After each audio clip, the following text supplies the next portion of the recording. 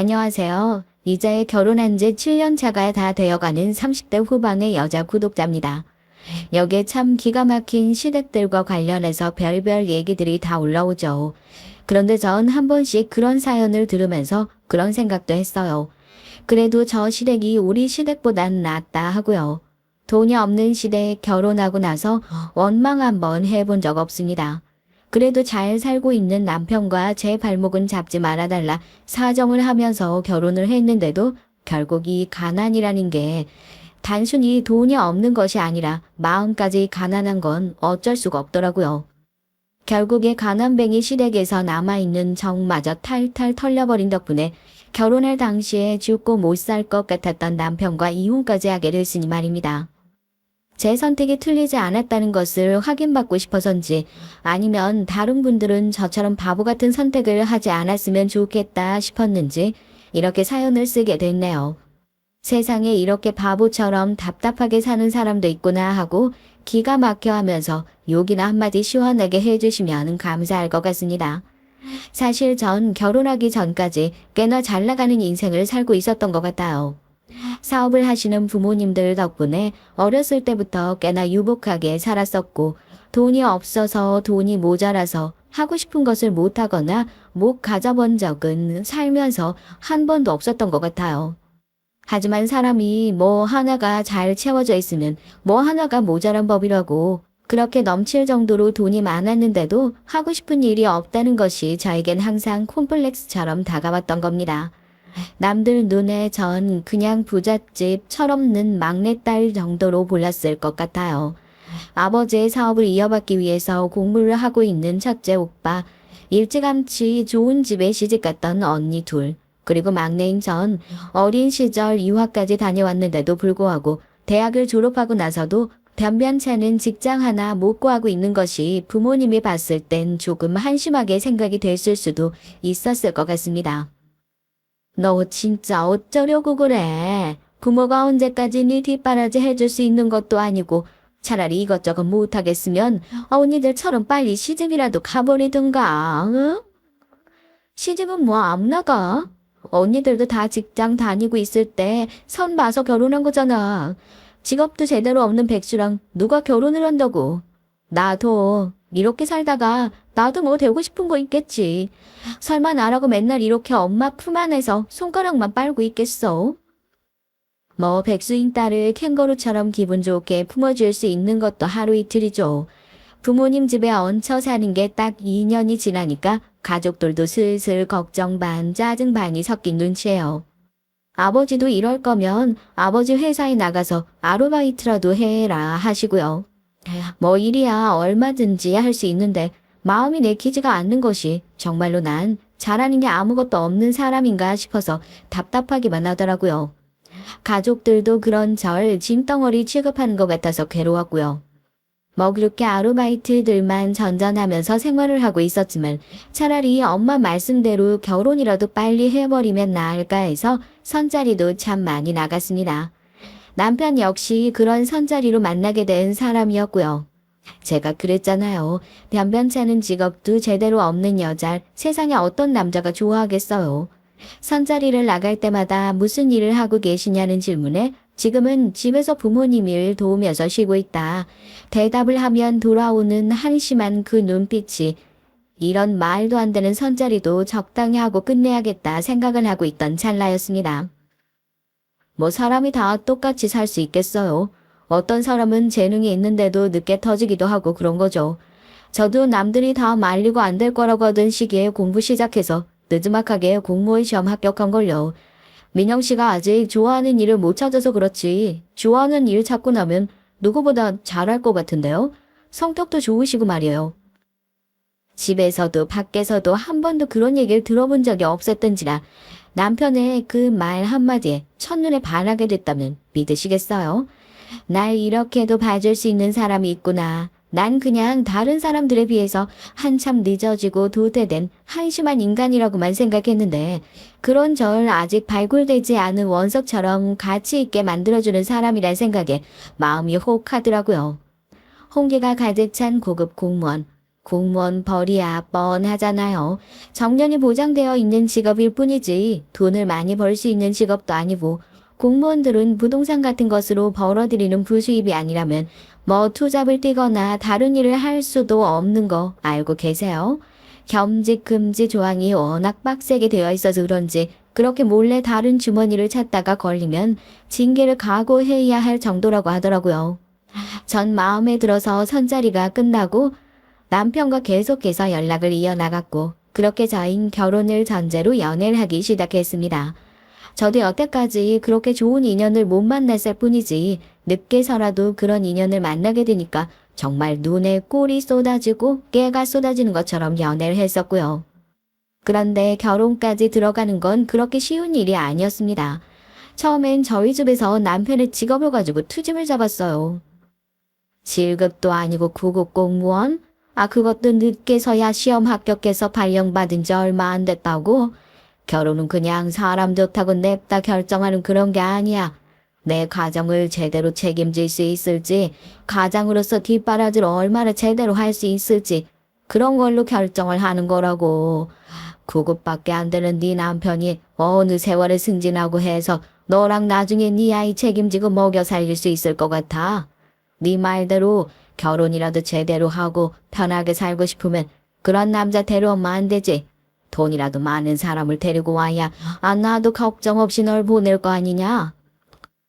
평생 사업을 하셨던 아버지의 눈에 저희 남편의 연봉은 무슨 세 발의 피처럼 느껴지셨을 겁니다.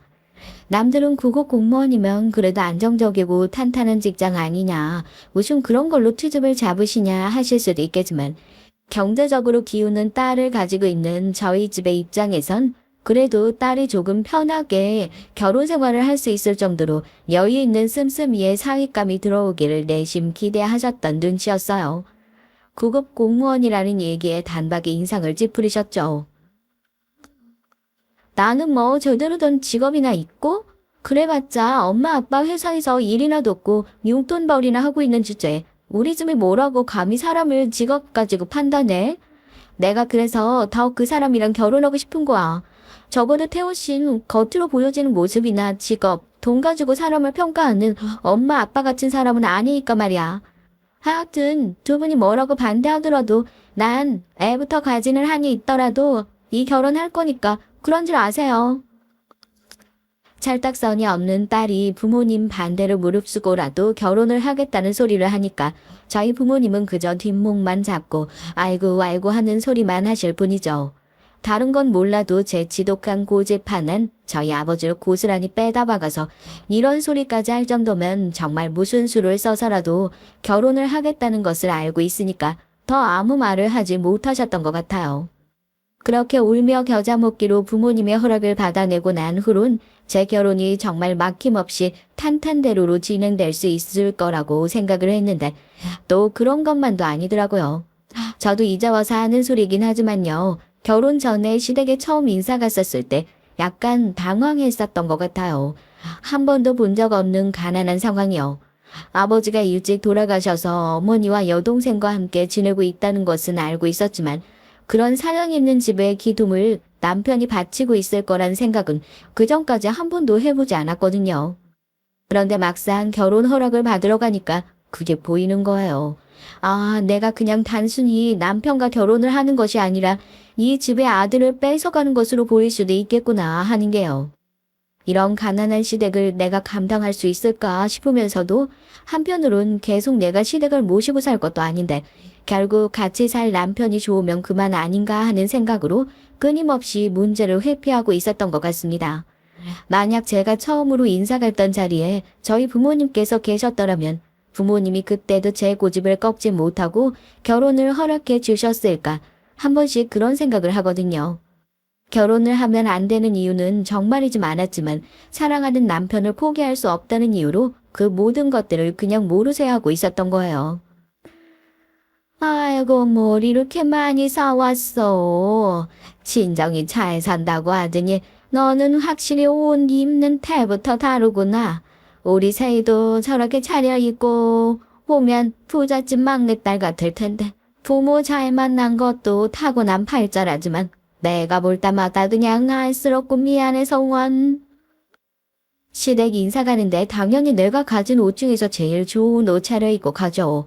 잘 보이고 싶은 마음에요. 그런데 반대로 시댁이 절 맞이한 모습을 생각해보니까 이놈의 시댁은 나한테 반대로 입장 바꿔서 잘 보이고 싶은 마음이 있긴 있는 건가 싶을 정도로 후줄근한 차림새라 깜짝 놀랐던 것 같아요. 누가 봐도 집에서 일을 할 때 입는 것처럼 늘어진 것 같은 티셔츠에 손님을 맞이하는 복장이라곤 전혀 보이지 않는 시어머니의 모습에 대놓고 내색을 하진 않았지만 속으로 움찔했던 것 같아요. 그런 시어머니, 제가 인사하러 오자마자 저를 반가워하기보다 제가 손에 들고 있는 바리바리 사가지고 온 선물들을 풀어놓고 보느라 정신이 없더라고요. 민망한 남편이 엄마 그래도 민혁이가 인사하러 왔는데 신경 좀 써주지 그래 하고 한마디 하니까 그제서야 제 차림새를 쓱 훑어보시더니 한마디 하시는 거예요. 확실히 부잣집에서 사랑받고 큰 티가 난다면서요. 그러면서 제가 입고 온 원피스를 한참을 만지작거리시면서 괜히 시누이 얘기로 꺼내시더라고요. 옷만 잘 입혀놓으면 시누이도 부잣집 딸처럼 예쁠 텐데 부모 잘못 만나서 하나같이 잘난 자식들이 이게 무슨 고생인지 모르겠다고요. 저도 뻔히 앞에 있는데 지금 나 그러라고 하시는 소리인가.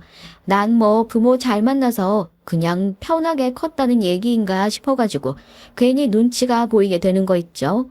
제 표정이 실시간으로 가라앉는 것을 살피고 있던 남편이 왜 인사하러 왔는데 그런 얘기를 하냐면서 황급히 상황을 수습했죠. 사실 눈치가 빠르고 사람 좀 만나보셨던 분들이라면 거기서부터 쎄한 걸 느끼고 이 집에서 한시라도 빨리 탈출을 해야겠다 각을 잡으셨을 것 같은데 바보 같은 전 그러질 못했습니다. 아직까지도 참 그게 후회되기만 하네요. 뭐 인사라고 밖에 나가서 거하게 차려먹고 그러는 거 나는 개인적으로 별로라고 생각한다. 아, 너도 집에서 맛있고 좋은 거 잘 먹고 지낼 거 아니니? 오히려 이런 것들을 돈 주고 못 사 먹는 음식들이야. 내가 얼마나 정성스럽게 요리를 하고 했는데 너 여태까지 어떻게 살아왔는지 몰라도 앞으로 결혼하고 나서는 그렇게 사치스럽게 여유 부리면서 살면 안 된다. 아, 너 얘기 들어보니까 뭐 집안일 돕는 수준이지 제대로 된 직장도 없다면서. 아, 그럼 살림이라도 빠듯하게 잘 해야 먹고 살 수 있는 거야. 뭐 배달 음식이니 뭐니 이런 거 시켜 먹지 말고 항상 집에서 제대로 된 밥 해가지고 먹이고 말이야.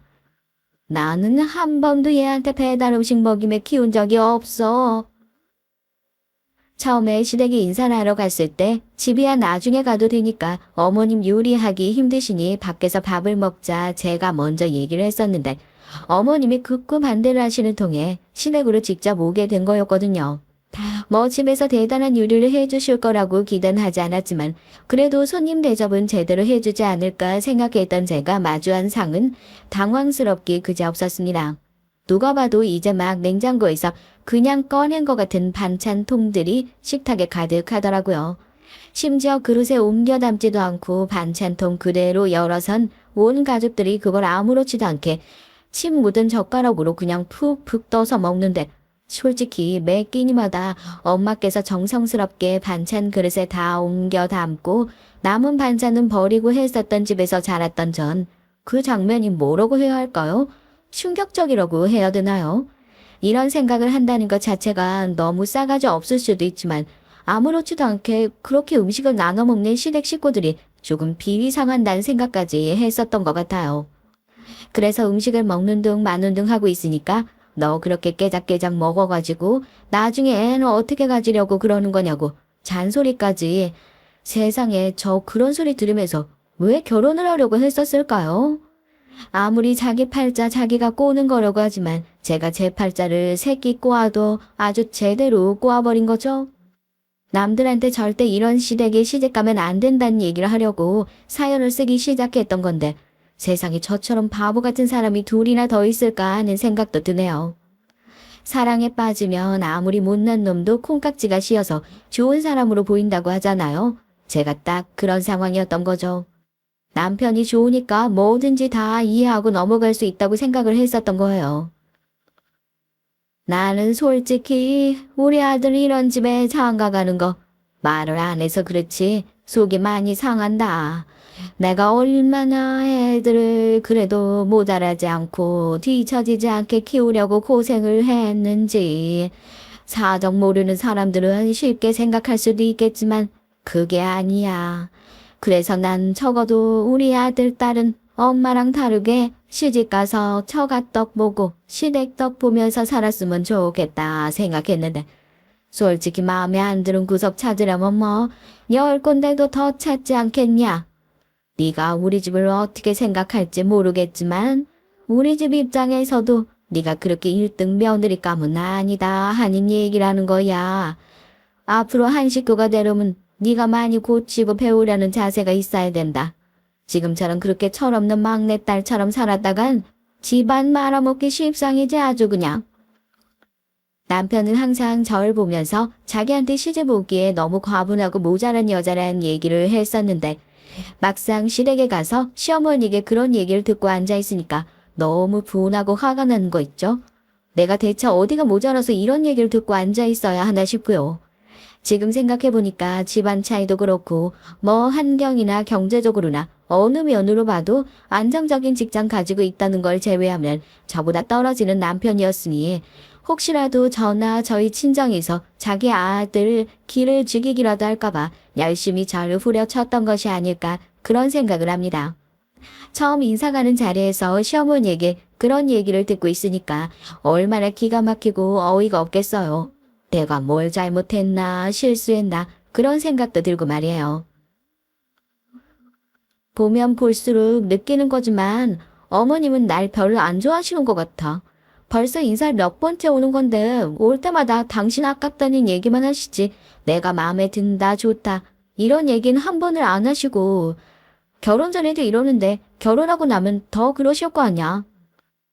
우리 엄마가 보기랑 다르게 좀 무뚝뚝한 구석이 있어서 그래. 당신 가고 나면 당신 칭찬 얼마나 많이 하시는데 동네에서 당신 얘기 모르는 사람이 없을 정도라니까. 우리 며느리 잘 들인 것 같다고 참 좋다고 그러시면서 괜히 당신 앞에서 칭찬하고 그러는 게 머쓱하니까 더 저러시는 거야. 옛날 분들이 뭐 그러시더라. 당신이 조금만 이해해줘. 응? 사람 뻔히 앞에 있는데 칭찬을 하고 싶으시면 저한테 그냥 대놓고 하시지. 왜 저렇게 싫은 소리를 툴툴거리시면서 서로 기분을 상하게 할까 싶기도 했었지만 남편의 얘기에 그만 홀라당 넘어가 버리고 말았어요. 그래 남편 말대로 어머님이 옛날 분이시고 남편 있는 데서 절 치켜 올리기 민망해서 그러실 수도 있겠다 하고 그냥 넘어갔던 거죠. 아이고 사돈께서 우리 새아가를 엄청나게 의지중지 키우셨다는 얘기를 잘 들었습니다. 저도 정말 귀한 손님 모신다고 생각하고 그렇게 데리고 살려고요. 아휴 며느리가 어떻게 손님이 되겠어요. 부족한 게 많더라도 너그러운 마음으로 예쁘게 봐주시고 옆에서 가르친다 마음으로 잘 돌봐주시면 저희 부부는 더 바랄 것도 없겠습니다. 자기들끼리 저렇게 좋다고 하는데 누가 뭐라고 칼라놓고 말리고 하겠어요. 또 저희 시어머니, 저희 부모님 앞에서는 그렇게 세상 천사 같으실 수 없으세요. 저한테 은근히 보이지 않는 기싸움을 언제 했냐는 듯이 웃으면서 어찌나 칭찬을 늘어놓으시던지요. 상견례 자리에서 은근히 사돈댁 살림이 요즘 꽤 괜찮지 않냐. 우리는 이제 막 공무원 합격시켜 놓아서 뭘 해주고 싶어도 해줄 수 있는 게 없어서 안타깝다 소리를 하시는 거 보니까 결혼할 때 필요한 비용들을 저희 집에서 은근히 다 부담했으면 좋겠다는 식으로 말씀을 하시더라고요. 저희 부모님도 조금 흠칫하셨을 거예요. 당연히 하나밖에 없는 딸 시집 보내면서 제대로 해가지고 보내야겠다 생각은 있으셨겠지만 그렇다고 이렇게 대놓고 요구할 거라고는 생각하지 못하셨을 거니까요. 시어머니는 본인이 여유만 더 됐으면 뭐라도 더 해줬을 텐데 마음은 굴뚝 같은데 상황이 여의치가 않다면서 상견례장에서 눈물까지 보이시는 바람에 저희 가족이 그런 시어머니를 보고 다 같이 당황했던 적도 있었습니다. 그렇게 결혼식 계약금이며 신혼집이며 저희 집에서 거의 다 부담을 했어요.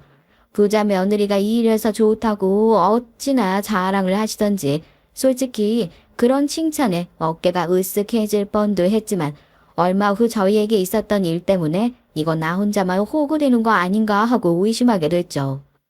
신혼제까지 다 구해놓고 결혼식도 얼마 남지 않은 상황이어서 저희는 혼인신고를 하고 대출 신청을 받아 잔금을 치르기로 양가 부모님과 합의를 하고 결정했습니다. 혼인신고서를 제출하고 있는데 이제야 정식으로 부부가 된 것 같아서 마음이 어찌나 벅차오르던지요. 저야 그렇다 쳐도 남편은 시댁에서 직장이 꽤나 멀리 떨어져 있어 출퇴근이 불편해했다면서 예상보다 조금 일찍 신혼집에 들어와서 같이 살림을 시작하기로 했었고요. 이번 주에 은행 대출 상담 받으러 가야 하는 거 알지? 그래도 이번 달 안엔 잔금 다 치르고 집도 마무리 지어야지. 결혼식 올리기 전에 큰일부터 빨리 처리를 해두는 게 좋을 것 같아서 그래. 당신도 연가 올리고 나서 얘기해줘. 시간은 내가 맞춰줄 테니까. 아파트 잔금을 마무리하기 위해서 돈이 조금 부족한 상황이었고 이걸 걸고 또 부모님에게 손을 벌리는 것도 저희로서 너무 책임감이 없는 일 같아 나머진 남편과 제가 신혼부부 특례로 은행 대출을 받아 해결하기로 했던 상황이었어요. 전 이것보다 더 중요한 일이 없으니 하루라도 빨리 은행에 가서 상담을 받고 빠르게 마무리를 지었으면 좋겠다는 생각이었는데 남편은 은행 대출 얘기가 나올 때마다 지금은 회사가 바빠서 그렇다느니 뭐 누가 갑자기 그만둬서 연가를 막 올릴 수가 없는 상황이라느니 하면서 계속해서 은행 방문을 미뤄왔고요.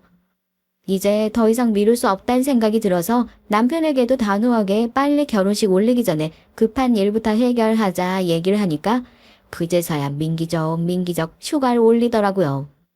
하지만 은행에 도착하고 나서 남편이 왜 그렇게 상담을 받으러 가는 것을 미뤄왔는지 알게 됐습니다.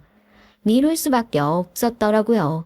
당연히 별 무리 없이 대출이 나올 거라고 생각을 했었거든요.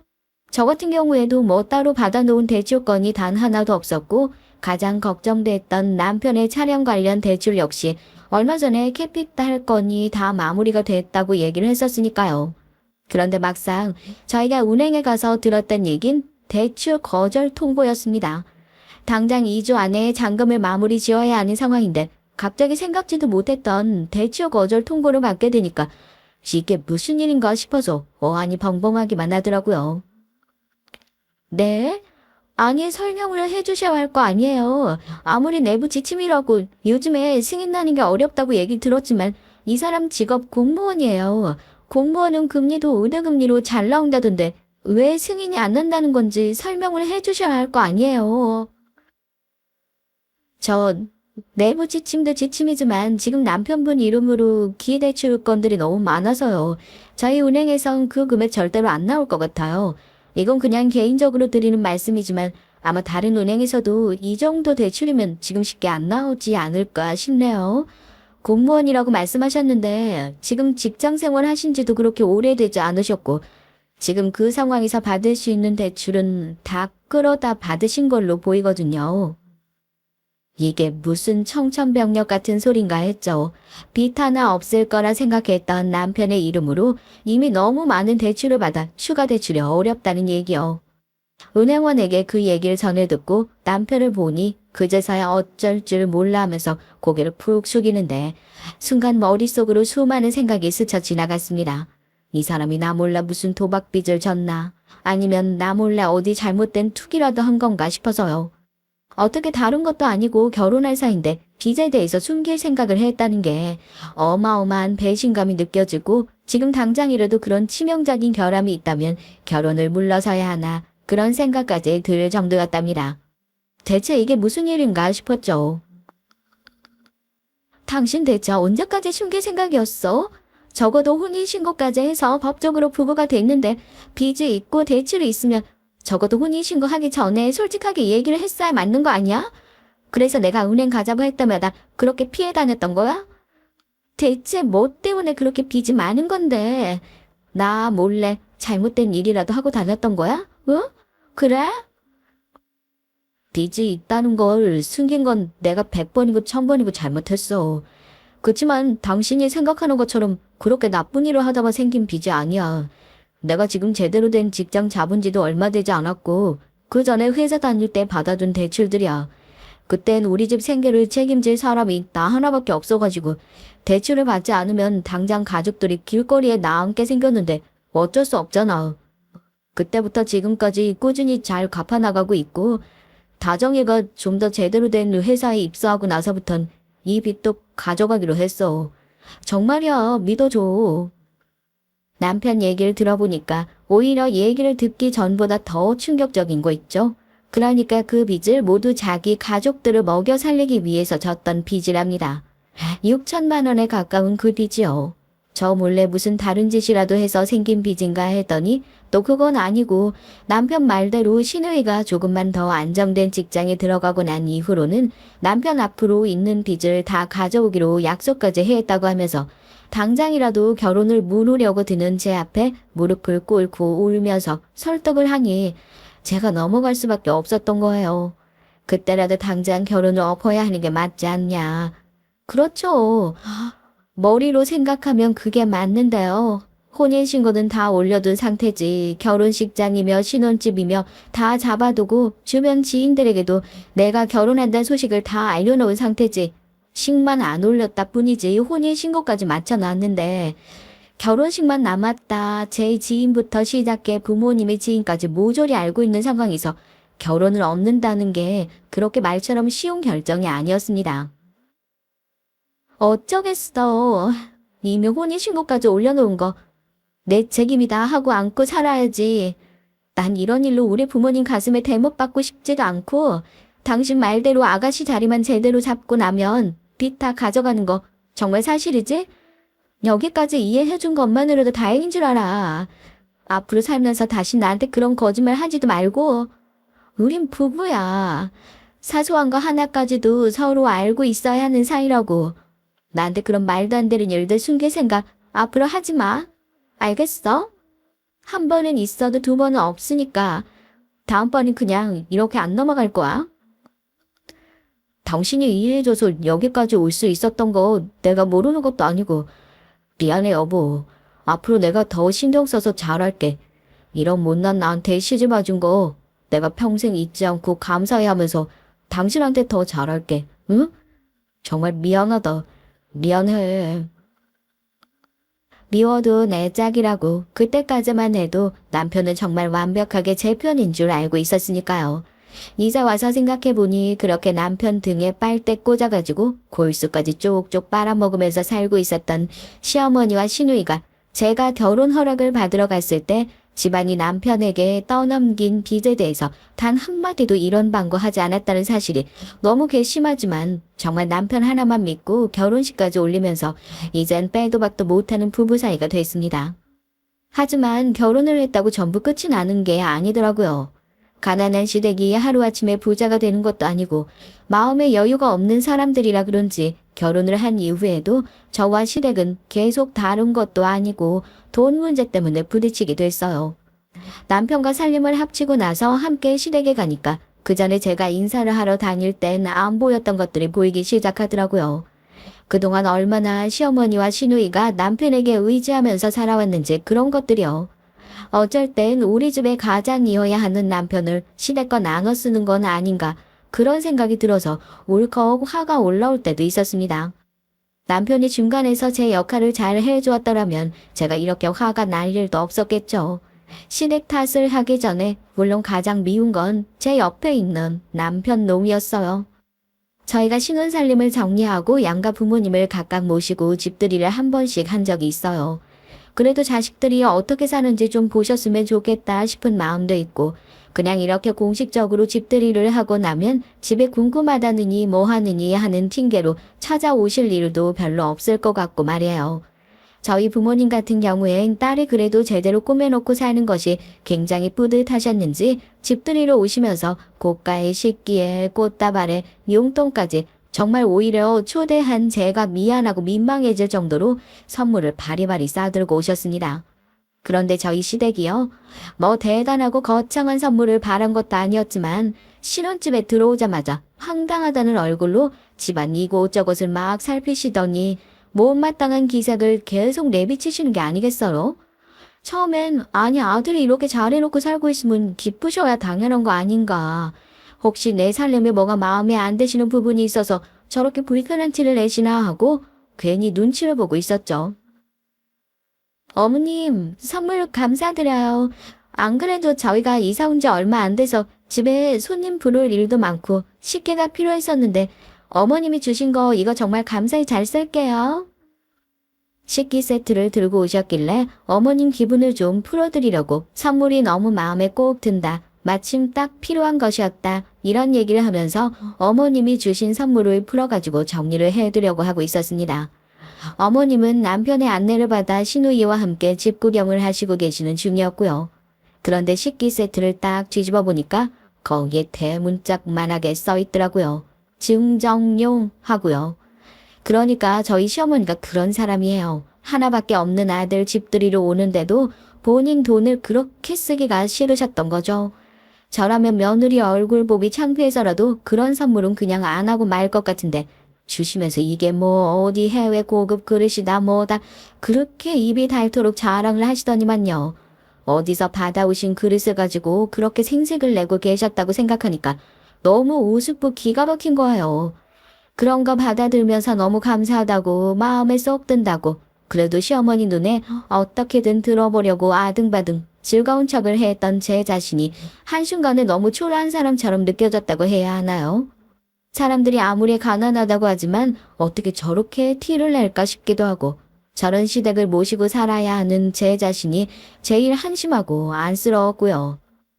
그래도 선물 받아놓고 대놓고 기분 나쁜 티를 낸다거나 그러진 절대 않았어요. 그래 100번 1000번 양보해서 선물을 해주실 형편은 안 되는데 그래도 집들이 오면서 뭐라도 해주고 싶으신 마음에 집에 있는 것 중에 제일 좋은 것들을 들고 오셨을 수도 있겠구나. 그렇게 생각을 하면서 또 마음이 풀어지는 거죠. 좋은 게 좋은 거라고 시댁 식구들 모시고 집들이 하는 자리에서 이런 걸로 기분 상해하면서 첫 단추를 잘못 깨지는 말자 그렇게 속으로 몇 번이나 생각을 다 잡았는지 모르겠습니다. 하지만 첫 단추를 제대로 깨고 싶은 건 그 집에서 오로지 저 하나뿐이었나 봐요. 집 구경을 실컷 마치고 식사를 하기 위해서 식탁에 앉으니 어머님이 밥을 깨작깨작 드시더라고요.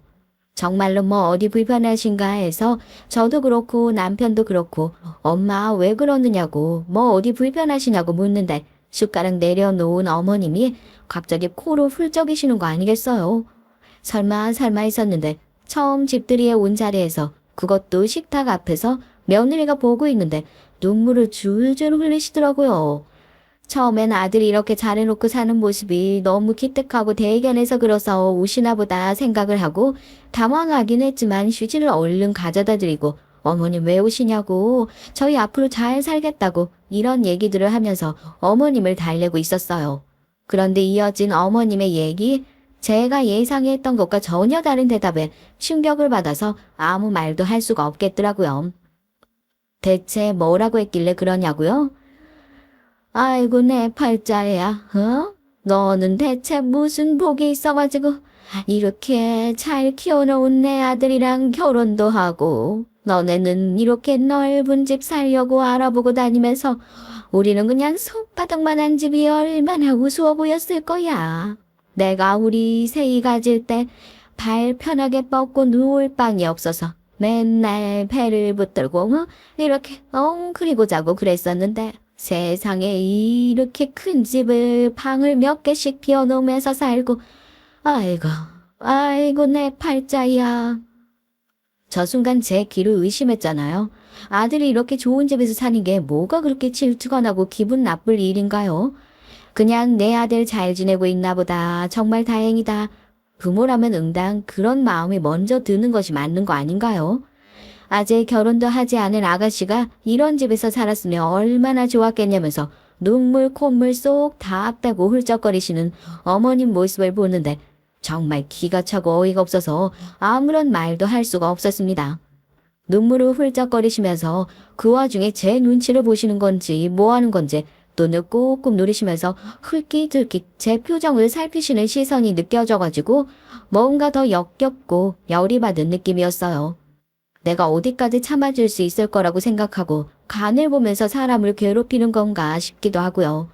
저도 평소 같았으면 아니에요 어머님. 뭐 아가씨도 좋은 사람 만나서 잘 살면 저보다 훨씬 더 좋은 데서 살 거예요 하고 알랑방구를 꼈을 텐데요. 그날은 진짜 그럴 힘조차 쪽 빠지는 느낌이라고 해야 되나요? 이렇게 우는 소리, 죽는 소리나 하는 시어머니를 모시려고 내가 아침부터 그 고생을 하면서 음식을 준비하고 손님 맞는다고 생 난리를 쳤나 싶기도 하고요. 어쩔 줄 몰라 하는 남편이 제일 꼴보기 싫은 느낌이었습니다. 친정 부모님 오셨을 때 우리 사위 하면서 뭐 하나를 못 챙겨줘가지고 아쉬워하셨었는데, 그런 부모님께서 시어머니가 절 이런 취급하고 있는 걸 아신다면 얼마나 속상하시고 마음이 편치 않으실까 싶기도 해서 그동안 쌓여있던 감정들이 말칵하고 올라온 것 같더라고요. 한참을 식탁에 앉아서 징징거리시던 시어머니께서도 그렇게 제 표정이 굳어지는 걸 보고 나선 상황이 자기 뜻대로 잘 돌아가지 않을 거라는 걸 알았는지 그제서야 급하게 본인이 뱉어놓은 말들을 수습하려 드시는 것 같더라고요. 뭐 본인 아들이 이렇게 좋은 며느리 들어와서 잘 살고 있는 모습을 보니까 자기가 감동받아서 쥐책맞게 울컥한 것 같다느니 하시면서 말입니다. 그렇게 분위기를 풀어보려는 노력에도 이미 기분이 상할 대로 상한 전 뭐라고 말 한마디도 거들지 않고 입 꼭 다물고 있었고요. 덕분에 첫 집들이 아주 개판으로 마무리가 됐습니다. 시어머니가 집으로 돌아가시자마자 당연히 남편 붙들고 잡돌이를 했죠. 우리는 뭐 잘 살면 안 되는 거야. 여태까지 당신 돈으로 생활을 했으면 가족들이 염치가 있으면 최소한 이렇게 그래도 사람답게 살고 있는 거 참 다행이다 하고 기뻐해주고 축하를 해줄 줄 알아야 하는 거 아니야? 어떻게 가족들 그렇게 하나같이 염치가 없어. 당신 우리 부모님 왔을 땐 용돈이며 뭐며 이것저것 다 받았었지? 솔직히 입장 바꿔서 생각을 해봐. 내가 기분이 안 나쁘게 생겼는지. 아침부터 그래도 시댁 식구들 처음 모신다고 하루 종일 고생해서 음식 차리고 뭐 하고 했었는데 내가 겨우 이런 소리나 들으려고 시어머니랑 모신 거야? 당신은 입이 있으면 말 얘기라도 하든지 뭘 잘했다고 그 옆에서 한마디도 안 하고 그러고 있어. 그런 상황에서 아무 말도 안 하는 거 당신도 그냥 당신 가족들한테 동조하는 거야. 알아?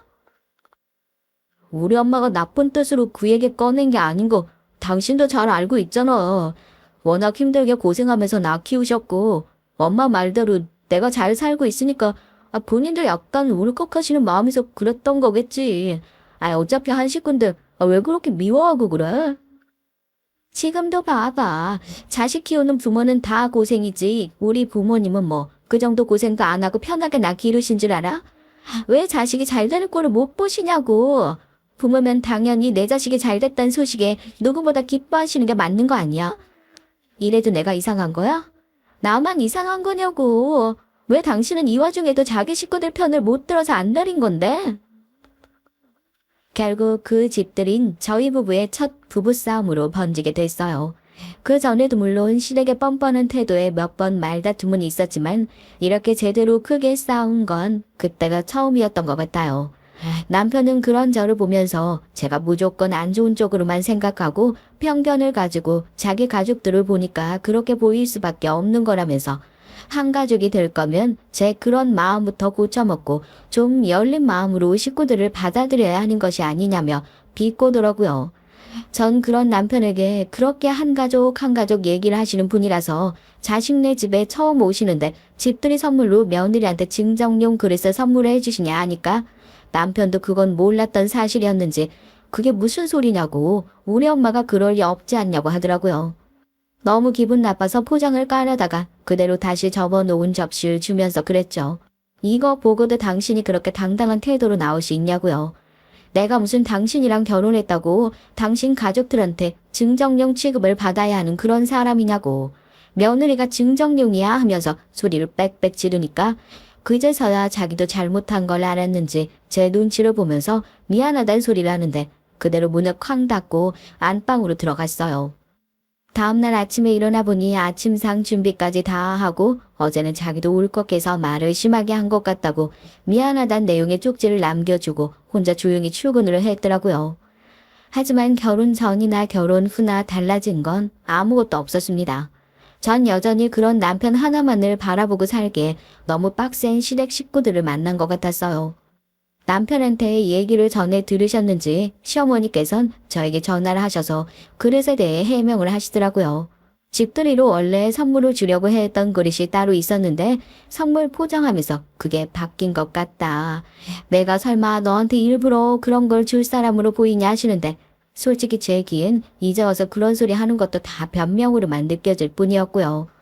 하도 사정사정을 하면서 둘이서 얼굴 한번 보자. 그날 고생했는데 안 그래도 밥이라도 한번 사주려고 했었다 얘기를 하시기에 그래도 미안해하는 마음이 있으신 거라 생각을 했어요. 그렇게 절 열심히 불러내려고 했던 이유가 당연히 그날 일에 대한 사과를 위해서라고 생각을 했었으니까요.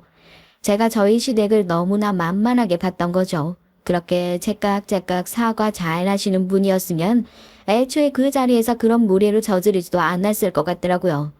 남편도 빼고 둘이서 그렇게 보자고 조르신 이유는 따로 있었어요. 절 보시더니 시누이가 결혼할 남자가 있는 것 같다고 곧 결혼을 생각하고 있다는 얘기를 꺼내시더라고요. 아직 시댁에 정식으로 인사를 시킨 것도 아니라서 그러냐고 듣던 중 반가운 소리라고 했죠. 아무래도 시누이도 결혼을 하고 나서 생활이 조금 안정되고 나면 그동안 가져가지 못했던 빚을 가져갈 수 있겠구나 싶기도 하고 어머님도 저한테 굳이 그 얘기를 꺼내시는 이유가 그런 얘기를 하시려고 그러는 게 아닐까 싶었으니까요. 하지만 만만하지 않은 저희 시어머니 이어지는 얘기는 완전히 또 뒤로 넘어갔습니다. 너희 결혼한 지도 얼마 안 되고 해서 내가 여유가 워낙 없잖니. 지난번에 집 가보니까 아이 그래도 너는 친정도움 받아서 잘 살고 있는 것 같은데 왜 그때 대출 안 나와가지고 문제 있었을 때도 너네 친정에서 도와주셔가지고 해결했던 거라면서 아무리 그래도 한 집 식구잖니. 어려울 때일수록 서로 내 일이다 생각하고 도와주고 해야지. 그리고 어떻게 보면 네가 이 집의 맏며느리인데 그렇게 집에 큰일이 있는데 모른 척하고 넘어갈 수 있겠어? 그러지 말고 모아둔 돈 좀 있으면 축의금이다 생각하고 어디 나중에 여유만 생기면 갚을 테니까. 어머님, 그게 무슨 말씀이세요? 제가 돈이 어디 있어요? 어머님 말씀대로 저희 결혼하면서 신혼집 구하는 것도 다 제 돈으로 했고요. 어머님도 아들 월급 뻔히 알고 계실 거 아니에요. 저희도 매달 대출 이자 내고 뭐 하고 나면 남는 거 하나 없어서 빠듯하게 살림 살고 있는데 아무리 빌려드린다고 하더라도 저희 이번에 시누이까지 도와줄 여유 없어요. 시누이 결혼 앞두고 시댁에 돈 한 푼 없으니 그거 해결하고 싶으시니까 절 찾아오셨던 겁니다. 이제 와서 들어보니까 아마 그런 식으로 나중에 갚을 테니까 빌려달라는 말만 하고 갚으실 계획도 없으셨던 것 같아요. 남편 대출도 여직 해결 못한 꼴을 보면서 말입니다. 제가 딱 잘라서 안 된다고 거절을 하자 어머님은 예상했다는 듯이 자연스럽게 저희 집 얘기를 꺼내시더라고요. 너희 둘이서 여유 안 되는 거야 뻔히 알고 있지만 그래도 넌 손 벌릴 친정이라도 있지 않냐면서요. 결혼 자금이 이것저것 제하고 따지고 해보니까 한 1억 원 정도 모자라는데 그러니까 네가 그 돈 좀 니네 친정에서 빌려다 주면 안 되겠냐. 그런 소리를 하시는데 너무 황당하고 기가 막혀서 대답을 안 하고 그냥 어머님을 멍하니 쳐다보고 있었다니까요. 어차피 사업하시는 분들인데 1억 원 왔다 갔다 하는 건 돈도 아닐 거 아니야. 그렇다고 내가 사돈댁한테 도와주십시오 하고 직접 얘기하는 건 또 얼마나 그대로 모양 빠지는 일이냐. 너도 너희 부모님 보기가 좀 껄끄러울 거고. 그러지 말고 그냥 네 생활비에 보태려고 그러는 거라고 얘기하면서 친정에다가 얘기 좀 해봐. 자기 딸 어렵다는데 안 도와줄 부모가 세상 천지에 어디 있겠어. 안 그래? 당연하죠. 자기 자식 어렵다는데 안 도와주실 부모님이 어디 있어요. 제 말은 그건 부모가 할 일이라고요. 저희 부모님이 저 챙기는 것처럼 시누이 결혼할 거면 어머님께서 알아서 하셔야지. 그걸 왜 저희 친정에다가 부탁을 해요? 저 얘기 듣다가 너무 황당해서 이건 좀 아니지 않아요? 제가 그동안 이것저것 다 맞춰드렸잖아요. 안 되는 건 안 돼요, 어머님. 딱 잘라서 단호하게 거절을 하니 제가 이렇게까지 확고한 태도로 나올 거라고 예상을 못 하셨던 모양입니다. 저희 어머님이 살살 웃으면서 저를 설득하려고 하던 그 얼굴빛을 확 바꾸고 버럭 화를 내시는 거 아니겠어요? 식당에 사람들도 많이 있었는데 이기적인 년, 먼 년 하면서 자기 아들 데려가 놓고 뭐 줘야 할 돈 안 주는 사람 마냥 몰아세우는데 거기서 진짜 오만정이 확 떨어지고 그동안 눈에 씌어져 있던 콩깍지가 싹 벗겨지는 것 같았습니다.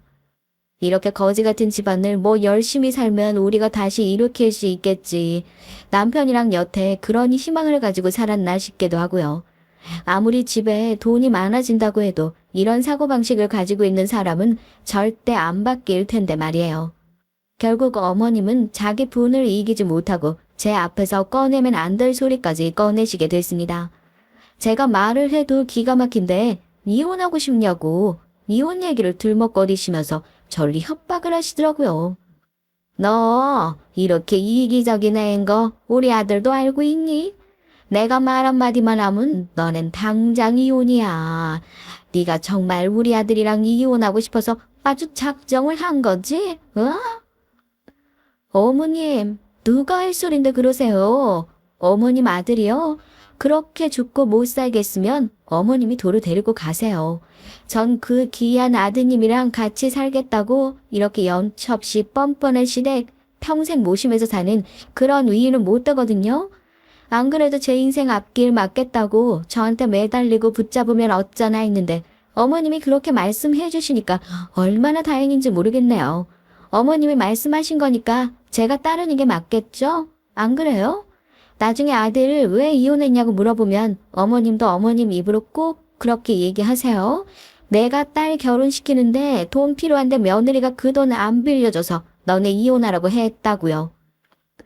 그렇게 속 시원하게 시어머니한테 악지르고 남편에게 전화해서 지금 니네 엄마가 나보고 이혼하라고 해서 이혼할 거다. 너도 앞으로 나한테 연락할 생각 말아라 하고 전화 탁 끊으니까 그제서야 시어머니가 사색이 되어가지고 아이고 넌 뭘 그렇게 심각하게 받아들이냐 아주 난리가 나고 뒤집어졌어요. 놀란 남편도 시어머니에게 전화해서 제가 있는 식당으로 당장 달려오게 됐고요. 고기 찍어 먹으라고 내온 소금 그대로 시어머니 머리 위에 부어버리고 거지 같은 것들 니네들끼리 끌어안고 평생 살아라 통쾌하게 질러주고 식당을 나왔습니다. 부모님께도 부끄럽긴 하지만 그동안 잘못됐던 거 이제야 되돌려보려 한다고 시댁이 저에게 저지른 만행들 하나도 빠짐없이 솔직하게 다 얘기했고요. 얘기를 들은 저희 부모님이 얼마나 기가 막혀 하시던지요. 네가 결정 잘 내렸다 하고 오히려 칭찬까지 받았다니까요. 다음날 되니까 시어머니랑 남편이랑 번갈아 가면서 연락 오고 친정 찾아와서 무릎 꿇고 엉엉 울고 불고 난리도 아니었습니다. 저희 아버지가 열이 받아서 결국 남편 뺨 시원하게 올려붙이고 한 번만 더 찾아오면 다음엔 따귀가 아니라 주먹을 날려주겠다 얘기를 하니 그 뒤로는 겁을 먹었는지 더 찾아오진 않더라고요. 그렇게 멍청한 시댁과 영영 작별을 하게 됐습니다. 이혼녀라는 꼬리표가 좀 붙으면 어때요? 이제서라도 정신 차리고 제 행복 생각하면서 살아보려고요. 안녕하세요. 저는 40대 초반의 여자입니다. 전 결혼한 지 8년 만에 이혼을 하게 됐어요. 제 전 남편이 아이를 데리고 가서 키우고 있고요. 제 아이는 8살 초등학생입니다. 보통은 이혼하고 아이가 어리면 모친이 양육권을 가져가는 게 당연하잖아요. 하지만 전 대단한 시댁의 횡포 때문에 아들의 양육권을 뺏기고 말았어요. 그래서 너무 화가 나고 어이가 없는지라 이 채널에 고발을 하려고 펜을 들게 됐습니다. 저희 시댁은 시아버님이 법조계에 계시다가 퇴임을 한 후 엄청 큰 로펌을 운영하고 계세요. 그리고 시어머니인 검사 사모님 소리를 들으시면서 정말 여왕처럼 떠받들어져 온 분이고요. 그런 집에서 외동아들인 남편도 아주 부족한 거 없이 살았습니다. 그래서 전 그런 대단한 집안에 시집을 갔으니 친구들을 만나기만 하면 제가 부럽다고 난리들이었죠. 제 결혼식도 서울의 특급 호텔에서 할 정도였으니까요. 신혼 시절엔 저도 당연히 그런 친구들의 부러움을 받는 것이 좋았습니다.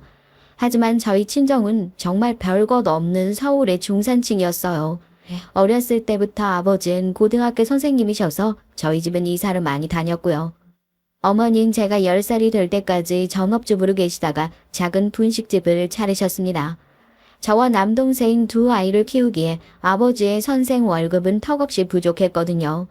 전 무난한 대학을 나오고 회사에 입사했지만 제 동생은 축구를 하고 싶다고 어릴 적부터 축구 교실에 다니다가 코치에게 인정을 받아 중학교, 고등학교를 모두 축구 명문으로 나왔습니다. 그러다 보니 어머니가 분식집을 운영하시면서 번 돈은 거의 다 제 남동생의 축구 감독, 코치에게 들어갔어요. 옛날엔 고등학교 감독들이 개인적으로 추천을 해줘야 축구로 유명한 대학에 들어갈 수 있었거든요. 제 동생이 실력이 아예 없는 건 아니었지만 위로 좋은 대학에 가기 위해선 조금 성적이 부족했나 봐요. 그러다 보니 어머닌 학교 감독님에게 뇌물로 물건이나 상품권 같은 걸 정기적으로 드려야 했습니다. 요즘엔 그런 일이 드러나면 감독 생활도 못하고 당연히 축구계에서 쫓겨나겠죠. 그때 당시엔 안 들키면 무조건 다들 받는다고 봐야 했어요. 저도 어릴 땐 제 동생만 집안에서 특별 대우를 받고 계속 축구를 하는 것에 불만이 있었습니다. 그래서 저도 지지 않으려고 열심히 뭐라도 해보고 했었는데요. 전 성격이 한 가지 일을 오래 하는 스타일이 아니었습니다. 유치원 때부터 피아노를 쳐서 음대에 가려고 했지만 5년 후인 초등학교 4학년 때 너무 하기 싫어 그만뒀고요. 그 후엔 미술학원에 다녔지만 1년도 안 돼서 그건 제 길이 아닌 줄 알았습니다. 미술이나 음악은 연습만이 살 길인데 전 가만히 한 군데 앉아서 똑같은 연습만 하는 것에 재미를 붙이지 못했거든요. 그래서 제 부모님은 그냥 저에게 최선을 다해서 공부하고 평범하게 살아가라고 하셨습니다.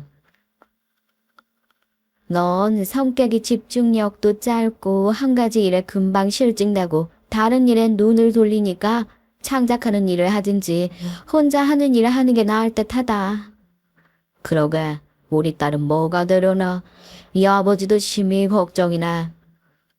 그런 말을 들어가며 자라온 전 서울에 있는 4년제 대학교의 영어 영문과에 들어갔어요. 영어도 엄청나게 잘하는 편은 아니었지만 성적이 영문과에 들어갈 만큼은 됐거든요. 그래서 무난하게 대학 생활도 마쳤고 졸업을 하자마자 작은 무역회사에 들어갔습니다. 하지만 동생은 고등학교 3학년 아주 중요한 축구 명문대 입학을 앞두고 발목을 크게 다쳐서 수술을 해야만 했어요. 제 동생이 느꼈을 상실감은 말할 수 없이 컸을 거예요. 동생은 병상에 앉아 매일 울부짖으면서 이젠 다 끝났다고 그냥 죽는 수밖에 없다면서 그런 암울한 얘기만 해댔습니다. 동생의 그 모습을 보시는 어머니 역시 마음이 찢어지셨을 거라고 생각되네요. 내 인생은 여기서 끝인가 봐. 어쩌다가 올림픽 무대도 아니고 국가대표 선발전도 아닌데 내가 왜 그런 무리한 플레이를 했을까? 엄마, 나 그냥 죽어버려야겠지. 이렇게 안심해서 앞으로 어떻게 살아? 내 인생에서 축구를 빼면 뭐가 남느냐고, 응? 엄마, 난 정말 살고 싶지가 않아. 예, 동호야. 그런 말 하지 말어. 너 이제 19살이야. 앞으로 얼마나 살 날이 생때같이 많은데 네가 그런 말을 하면 엄마는 어떡하니? 엄마 너랑 네 누나 키우느라고 매일 하고 싶은 것도 못하고 힘들게 분식집 운영해 왔는데 네가 그런 말을 하면 엄마도 힘 빠져. 그러니까 그렇게 말하지 마. 동생은 발목 수술은 잘 됐지만 대학에 선발도 못 되고 그동안 공부도 잘하지 않아서 고등학교를 졸업한 후에 집에서 요양을 1년간 했어요. 그동안 먹고 싶은 건 많이 먹고 일도 공부도 있고 잠시 쉬라고 했더니만 동생은 빠른 속도로 몸이 망가져갔습니다. 근육으로 울퉁불퉁하던 몸은 그저 말랑하게 지방이 찼고 허벅지는 운동을 쉬어서 얇아져갔습니다. 의사 선생님은 동생을 볼 때마다 이젠 살찌면 안 된다고 발목도 무리 없이 움직일 정도니 다시 기본 운동을 시작해도 된다고 하셨지만 이미 축구에 마음이 떠나버린 그 녀석은 꿈쩍도 하질 않았죠. 결국 동생은 제가 대학을 졸업할 때까지 집에서 백수로 지냈어요. 그런 동생을 보다 못한 아버지는 동생에게 군대나 가라고 하셨습니다. 하지만 동생은 발목 때문에 군대도 현역을 갈 수 없었어요. 결국 동생은 공익요원이 되어 집 근처 주민센터에 발령을 받게 됐어요. 아버진 매일 동생이 출근하는 그 모습을 보시면서 이렇게 말씀하셨습니다. 그래도 동호 녀석, 집에서 세월 보내고 있는 것보단 공익 근무라도 하면서 밖으로 나가는 게 훨씬 낫겠지. 군대 다녀오고 나면 지놈도 정신 좀 차리겠지. 준이는 무역회사에 다니게 돼서 정말 다행이지만 내가 우리 아들에게 많은 기대를 걸고 있었는데 이렇게 될 줄 누가 알았겠어. 그러게요. 준이는 어릴 적부터 가만히 있질 못해서 내가 너무 걱정이 됐는데 커보니까 준이보다 도우 녀석이 더 속을 썩이네요. 내가 정말 속상해서 그래도 죽겠다느니 하면서 집에서 놀기만 하는 그놈의 얼굴을 안 봐도 되니까 좀 마음이 놓이네. 동생의 공익요원 근무도 이제 거의 끝나갈 때쯤 아버진 동생에게 이제 뭘 할 것이냐고 하면서 압박을 주기 시작했습니다. 전 부모님의 기대가 전혀 없는 상태에서 그냥 무난한 인생을 살고 있었고요. 하지만 남동생은 우리 집안의 희망이고 기둥 같은 존재였기 때문에 시합을 하다 다치던 날 대번에 나락으로 떨어진 기분을 느꼈을 것이었어요. 그런데 아버지가 얼른 진로 결정을 해라, 다시 재수를 하든 해서 체대를 가라고 압박을 하시니 동생도 그 말이 얼마나 부담이 됐을지 상상은 가더라고요. 아버지, 전 아직 하고 싶은 거 없어요. 10년 넘게 내 길은 축구라고 생각하고 해왔는데 그걸 다시 하지 못하게 된다는 게 얼마나 힘든지 아버지 생각이나 해보셨어요? 이 마음을 추스르는데도 저도 시간이 좀 걸린단 말이에요. 그러니까 그냥 좀 기다려주시면 안 되나요? 동생은 울면서 아버지께 반항을 했습니다. 그건 제가 처음 보는 종류의 눈물이었고 후회였습니다. 한 가지 길만 올곧게 가고 있던 것도 언젠간 좋지만 않게 된다는 걸 저한테도 알려준 본보기가 되었다고나 할까요? 동생은 공익 제대 후에도 여름이 올 때까지 집에서 편의점, 주유소 아르바이트나 잠깐씩 하면서 백수 생활을 계속했습니다. 그러다 동생은 선배의 추천으로 아이들을 가르치는 축구 교실에 취직을 하게 됐어요. 축구를 잘 대하지 않겠다던 동생의 말을 들은 그 선배는 체대를 나오자마자 연습장을 차려 유치원, 초등학생들을 가르치는 클럽을 한 타임 맡아달라고 했다는 거예요. 동생은 축구를 애증처럼 생각해서 처음엔 선배의 권유를 딱 잘라서 거절했다고 하더라고요. 하지만 그 선배는 굴하지 않고 매일 동생에게 연락을 해서 딱 한 타임만 맡아달라, 제발 도와달라고 했다고 해요. 끈질기게 권유를 받은 끝에 동생은 선배에게 져서 유소년 축구팀을 가르치게 됐던 거예요.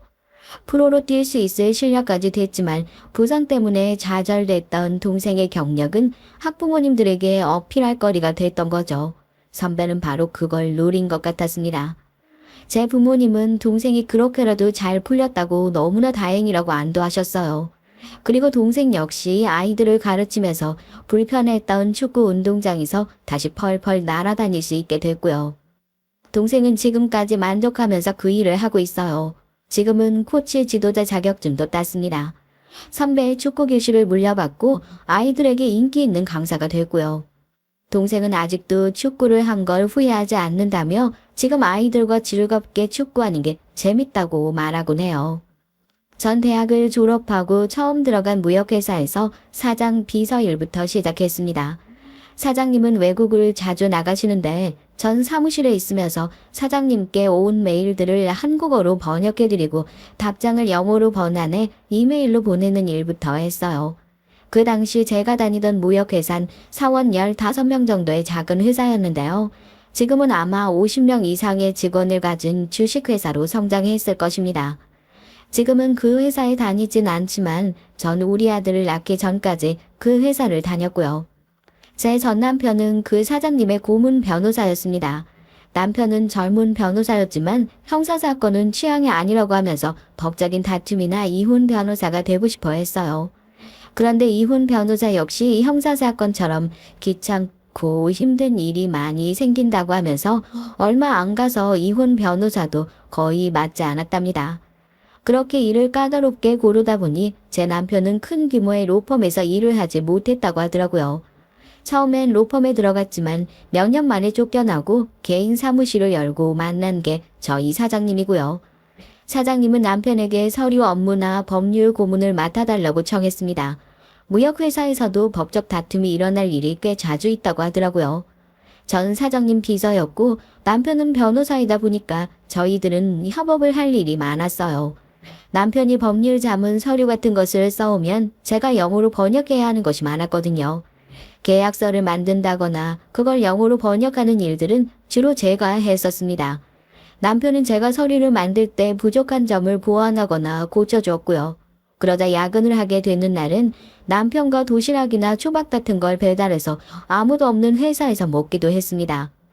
그렇게 밤 11시, 12시까지 같이 일을 하다 보니까 정도 들고 눈이 맞아서 남편과 전 자연스럽게 사귀게 됐어요. 그땐 사장님이 세계 여러 나라로 직접 출장을 자주 가시던 때여서 저희는 비서실에서 같이 일하면서 데이트도 했어요. 어느 날 사장님 출장을 제가 따라가야 하는 일이 생기자 제 남편은 걱정하고 사장님께 시샘을 하면서 저에게 다른 비서한테 출장을 맡기면 안 되느냐고 물어보기까지 하더라고요. 자기야, 그 사장님 설마 자기한테 호의를 가지거나 실용하거나 한 적은 없었어? 나 너무 걱정돼. 둘이서만 독일로 출장을 간다니. 아무래도 사장님에게 우리 사귄단 말 해야 하는 것 같은데.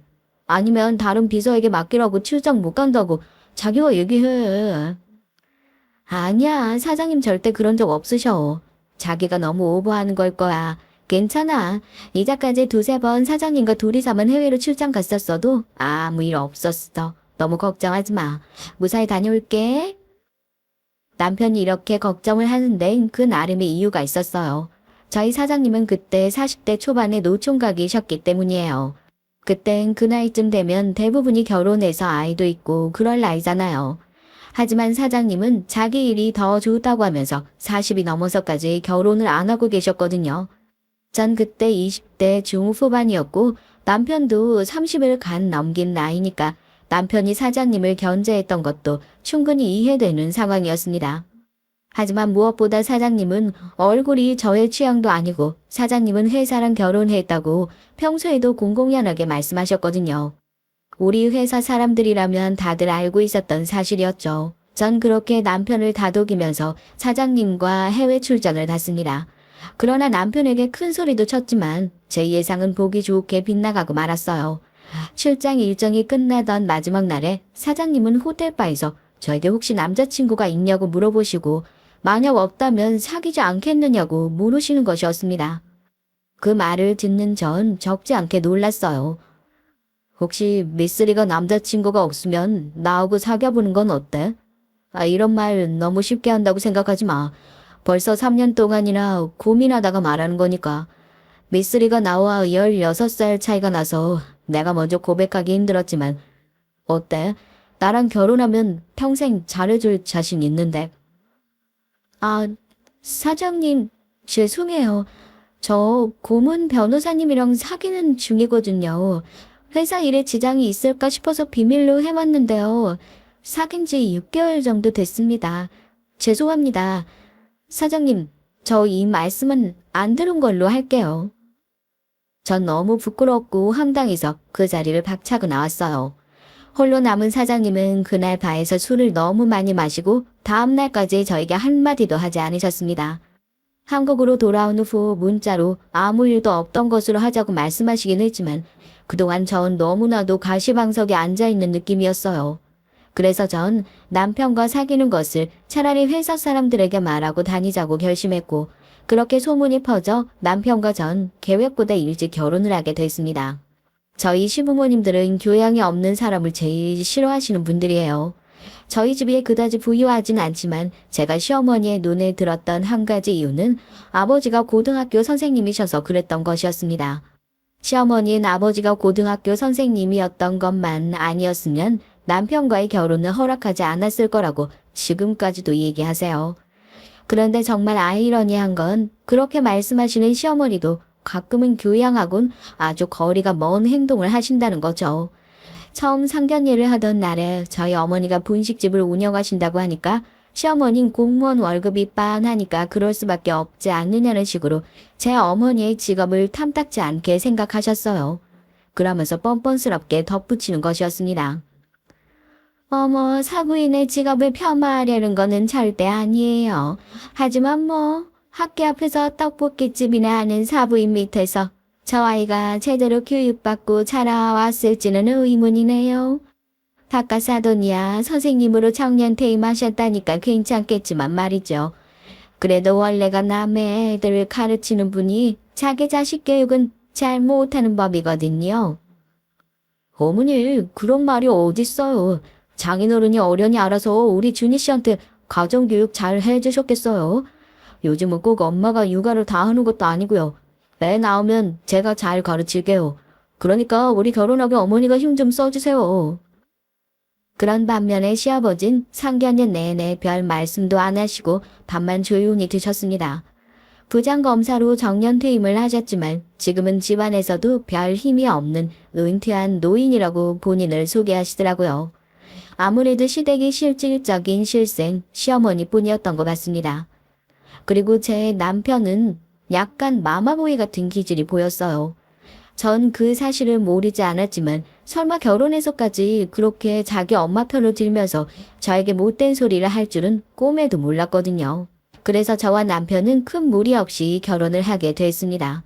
그리고 허니문 여행을 다녀오자마자 전 임신을 하게 됐고요. 전 원래 신혼을 2년 정도 즐긴 다음에 애를 가지고 싶었지만 피임을 실패하는 바람에 아들이 생기게 됐습니다. 시어머니는 남편이 외동 아들이다 보니 저희가 꼭 아들을 낳아야 한다고 임신 사실을 알자마자 기대를 많이 하셨어요. 기대뿐만이 아니었습니다. 얼른 일을 그만둬야 한다. 집에서 얌전히 태교를 해야 한다고 하시면서 제 임신을 완전히 시댁의 중요한 업무 같은 것으로 취급을 하셨죠.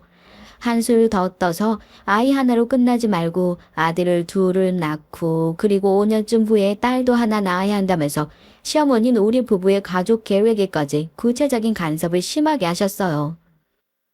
어머, 너 또 아침을 빵으로 때웠니? 그래서는 안 돼. 그리고 이제는 일도 그만두라니까. 아, 왜 시어머니 말을 안 듣고 아직도 회사를 다니는 거야? 너 이 시엠이 말을 무시하는 거니? 아니에요, 언니.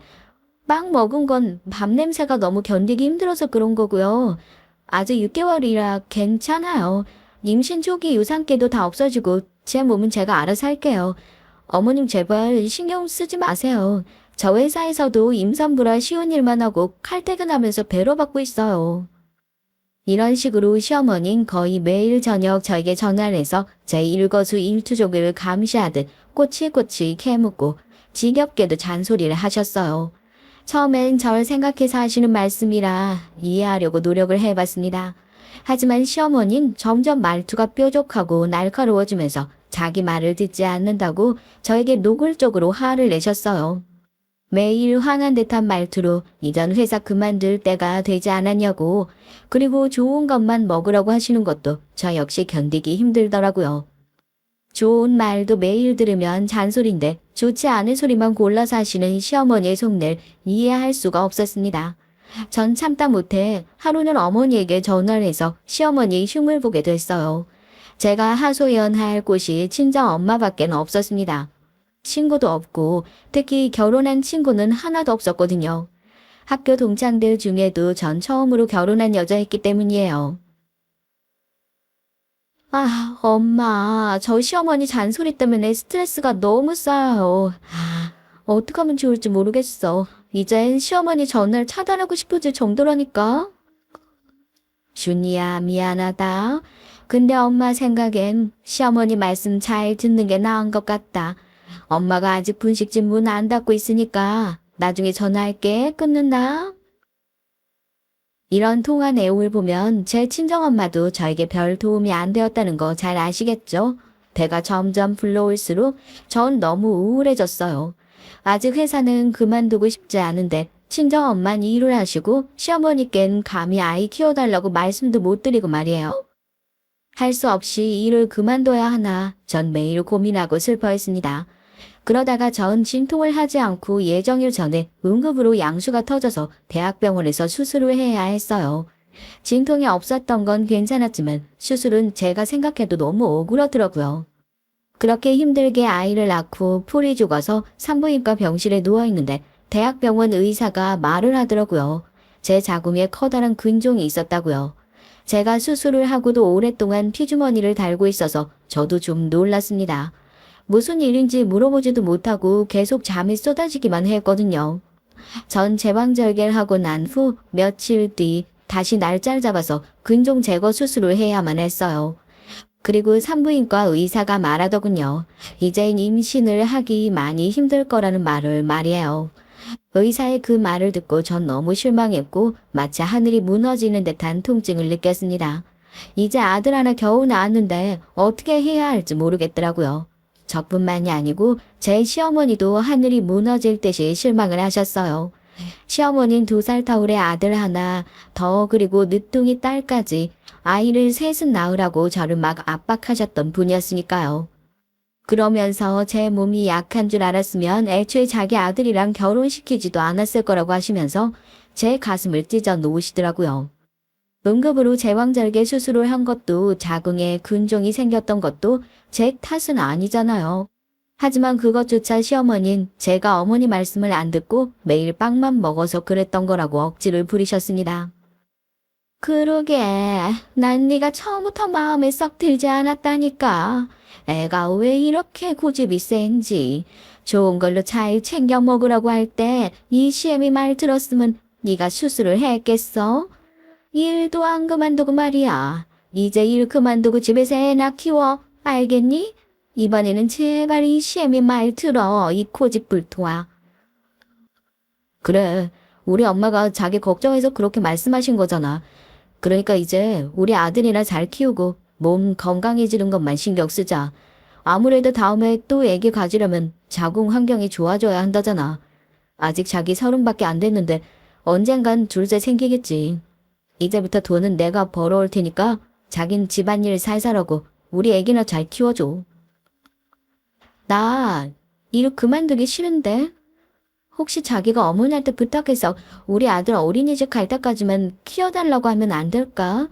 내가 이렇게 부탁할게. 나 이제 30밖에 안 된 거 알잖아. 육아랑 주부 일하기 시작하면 재취업하기 더 힘들어져. 그건 나도 반대야. 안 돼. 자기 몸이 약하다잖아. 그러니까 어머니 말씀 듣자. 너무 이렇게 어머니한테 맞서기만 하면 우리 엄마 어떻게 돌변하실지 몰라. 무서운 사람이라고. 그러니까 당신이 양보해야 돼, 이번 건. 이렇게 말하면서 남편은 끝까지 제 편이 되어주지 않았어요. 어머니가 무서워서라고 말하지만 남편은 시어머니의 지배적인 성격을 즐기는 것처럼 보였습니다. 뭔가 교주에게 무조건 복종하는 신도들처럼 말이에요. 저희 시어머니는 그렇게 시댁을 소나기로 넣고 마음대로 휘두르려고 하는 성격을 가지고 계셨습니다. 그리고 제 남편은 무조건 어머니 편이었고요. 전 시어머니와 남편의 등살을 못 이겨 어쩔 수 없이 회사를 그만두게 됐어요. 제가 회사를 그만두게 됐다는 말에 사장님은 못내 아쉬워하셨고요. 결혼을 하고도 사장님은 절 자르지 않고 계속 번역 일을 시켜주시고 임산부로서 배려도 많이 해주셨거든요. 아프면 반차도 자주 낼 수 있게 해주시고요. 그런 사장님의 배려가 전 눈물이 날 정도로 고마웠습니다. 하지만 시어머니는 노총각인 사장님 밑에서 일하는 건 껄끄럽지 않냐면서 신혼 초부터 제가 일을 그만두기만 바라고 계셨어요. 드디어 일을 그만두게 되자 시어머니는 저에게 신혼집을 시댁 근처로 이사 오라고 떼를 쓰시기 시작했습니다. 이제 제가 일도 그만뒀으니 회사에서 가까운 집에 살 필요 없지 않냐고 하시면서 말이죠. 내가 너희 집 자주 가서 애기 보려고 그런다. 전적으로 키워주는 건 싫지만 하루 한 번씩 내 손주 얼굴 봐야 하지 않겠니? 아니 시아버지도 출근하면 5시까지 멍하니 집에만 있는데 얼마나 내가 심심하겠어.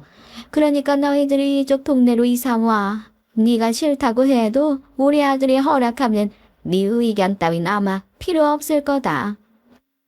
시어머니는 아기 보러 온다는 핑계로 저희 집에 매일 점심을 먹으러 오셨고 그 점심은 제가 차려야 했어요.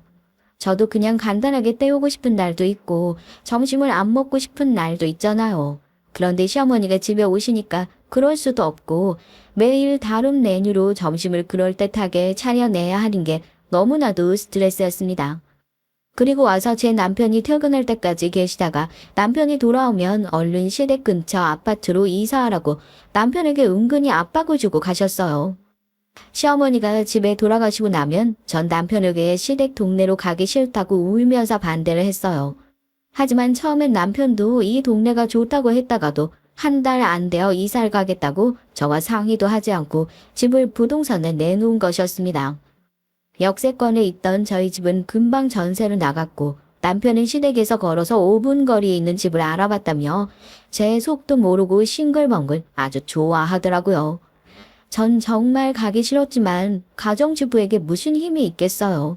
남편이 집을 얻는데 한 푼도 보태지 못했다는 이유로 남편의 마음대로 이사를 가게 되다니 정말 억울하고 짜증이 났습니다. 어떤 며느리가 시댁 가까운 곳으로 이사 가고 싶겠어요. 진짜 지옥 같은 나날은 제가 시댁 근처로 이사를 하고 난 이후부터였습니다. 그 전에 시어머니가 우리 집에 오셔서 4~5시간을 계시다가 가신 건 아무것도 아니었어요. 시댁집과 우리 집이 걸어서 5분 거리에 있으니까 시어머니 시도 때도 없이 우리 집에 쳐들어오시듯 하시는 거였습니다. 심지어 저와 남편이 밤에 한 방에 있을 때조차도 막 비밀번호를 누르고 둘이 닥치셨어요. 전 얼굴이 점점 초췌해지고 짙게 다크서클이 끼게 됐습니다. 밤에 아기가 깨는 것도 힘들지만 밤늦게 어머니가 분별 없이 마구 집에 오시는 것도 견디기가 너무 힘들었어요. 전 참다 못해 남편에게 한바탕 소리를 지르게 됐고요. 하지만 남편은 끝까지 시어머니 편이었습니다. 이럴 바엔 이혼하는 게 낫겠다고 생각을 한 것도 아마 그때부터였던 것 같아요. 여보, 제발 어머니께 당신이 말 좀 잘해줘. 밤 10시가 넘었는데 어제도 말이야. 겨우 애기 재워놓고 방에 들어왔는데 어머니가 벨을 나서 우리 아들 또 깨고 엊그제도 그래. 잘 자고 있는 애 깨워서 울게 만들고 겨우 10분 달래다가 울음 안 그친다고 나한테 막 깨고 그러면서 애가 낯가리는 게 내 탓이라고? 어머니가 우리 애를 너무 귀찮게 하는 거 생각도 안 해? 제발 나 미쳐버린 지경이야 여보. 당신이 어머니 좀 그만 오시라고 말해줘. 아니 어머니가 제발로 오시는데 나보고 어떡하라고. 나도 우리 엄마 못 말려. 말을 해보긴 하겠지만 낮에 애기 보러 오시는 것까지 못 오시게 할 순 없잖아. 우리 애일 뿐 아니라 그분 손자니까 그건 어쩔 수 없다고 생각해. 그럼 걸어서 5분 거리에 있는 그 거리라도 멀게 해줘. 우리가 다른 동네로 이사 가자. 그래야 어머니가 덜 오실 거 아니야. 제발. 나 이러다가 미쳐버릴 판이라고. 참다 폭발해버린 전 속마음을 남편에게 거르지 않고 막 말해버렸어요. 남편은 자기 친정이 5분 거리였더라도 이런 말을 할 것이냐면서 저에게 서운하다고 하더라고요. 하지만 우리 친정 어머니는 그렇게 아무 때나 분별 없이 우리 집에 오시는 분은 아니니까요. 사람이 분별력이 있어야죠. 제 시어머니는 정말 해도 너무 하시는 분이었습니다. 그렇게 매일 곤두선 신경줄로 생활하는 건 제 건강을 더 안 좋게 만들었어요. 전 생리주기도 불규칙해지고 심적으로 힘들면 꼭 하혈을 하게 됐습니다. 그러다 보니 자주 어지럽고 비련약을 먹지 않으면 온몸이 아파서 꼼짝도 할 수가 없게 됐죠. 시어머니는 단골 한의원에서 녹용이며 흑염소 같은 쓴 한약들을 지어 오셨습니다. 전 꼼짝없이 어머니가 주시는 약들을 억지로 받아 마셔야 했고요. 네, 그 약들을 지어주신 것은 물론 감사한 일이죠. 하지만 약들을 싸들고 오실 때마다 어머닌 제가 너무 몸이 약해서 비실된다느니 그래서 어떻게 애 셋을 낳고 키울 것이냐고 잔소리도 한 바가지나 쏟아 놓으시는 것이었어요. 그런 어머니의 막말이 오히려 제 몸에 더 안 좋게 작용하는지를 꿈에도 어머님 모르셨을 거예요. 며느리라면 누구든 시어머니의 보약과 잔소리 중 어떤 것을 택하겠냐고 묻는다면 보약도 잔소리도 없는 게 제일 낫다고 말할 겁니다. 전 이런 시어머니의 간섭과 잔소리를 3년 동안 당하고 나니까 마음이 너덜너덜해지더라고요. 정말 이게 사람이 사는 건가? 내가 애를 키우고 집안 살림하는 게 죄인가? 그런 의문까지 들더라고요. 남편이 원해서 하는 가정주부인데 시어머니의 말을 들으면 제가 꼭 죄를 짓고 있는 것 같았어요. 어머닌 저에게 집에서라도 남편 신경 안 쓰이게 절약해야 하고 꼭 살 것만 사고 등등 본인은 하나도 지키지 못하는 그런 잔소리로 무조건 하셨으니까요. 그 말은 자기는 알뜰하게 살림 잘 산다는 말이었어야 하는데 어머니는 사치와 낭비가 심하신 분이었거든요. 처음 한국으로 들어오는 신상 명품백을 오픈런까지 해서 사가지고 오셨고 그것도 색깔별로 쟁여두는 분이었거든요. 어머니 집엔 100만 원이 넘는 가방이 20~30개는 있었습니다. 전 가방에 크게 욕심이 없어서 처음엔 그게 다 얼마짜리인지도 몰랐어요. 하지만 어머니는 최소한 50만 원이 넘는 가방은 100개 이상 있었습니다. 그 정도로 가방을 많이 사서 모으셨고 몇백만 원짜리 패딩 점퍼며 액세서리, 스카프 등등도 모두 백화점이나 명품 샵에서만 사는 분이었습니다. 그러면서 저에게 절약을 강조하신다는 것 자체가 어불성설 아니겠어요? 전 어머니가 알뜰해야 한다는 말을 하실 때마다 속으로 얼마나 비웃었는지 모르겠습니다. 제발 본인이나 좀 절약하고 사시길 바란다고 쏘아붙여주고 싶었죠. 그러면서 제가 생일을 맞으면 어머니가 가진 가방 중 제일 낡았거나 유행 지난 것들을 저에게 선물이라고 던져주시는 거였습니다. 정말 받기도 싫었고 고맙다는 말 따위는 하고 싶지도 않았어요. 하지만 어쩔 수 없이 받고 감사의 인사도 깍듯하게 할 수밖에 없었습니다. 전 어머니가 준 낡은 가방 외엔 제 인생의 명품이라는 게 없었어요. 남편은 우리 아들이 5살 되던 해 제가 둘째를 가지자 너무 기뻐했어요. 우리 친정에서도 경사였고요. 의사가 앞으로 아기를 가지기 힘들 거라고 했었거든요. 하지만 전 임신에 성공한 것이 너무 기뻤습니다. 한편 시댁에서도 둘째가 생기자 기뻐하시는 것 같았어요. 시어머니께서 좋아하는 말치고는 정말 가시돋친 말씀을 하시긴 했지만 말이죠. 그러게 이번엔 너무 터울이 많이 지긴 했지만 셋째 딸은 늦지 않게 가져. 그냥 바로 이어서 임신하면 참 좋은데 그렇게는 안 될 거다. 네가 너무 뭘 먹지도 않고 몸이 약하지 않니? 아유 이번에는 좀 입덧도 하지 말고 음식 좀 팍팍 먹었으면 좋겠네. 어머니는 또 이렇게 제 마음을 불편하게 하는 말을 마구 뱉으셨어요. 전 이제는 좀 익숙해지겠거니 했지만 역시 어머니의 잔소리를 듣는 건 귀에서 피가 날 만큼 짜증이 났습니다. 그러다가 임신 6주 만에 전 시댁 제사에 불려가서 쪼그려 앉아 전을 부치다가 둘째를 유산하고 말았어요.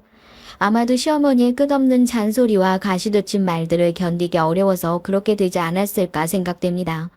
게다가 5살 된 우리 아들은 제가 갑자기 쓰러지고 피를 흘리니까 놀랐는지 한동안 말을 잃어버리기도 했고요. 우리 아들의 실어증 때문에 전 유산 후 몸조리도 제대로 하지 못하고 갑자기 말을 하지 않는 아들을 데리고 정신과며 발달센터를 드나들어야 했어요.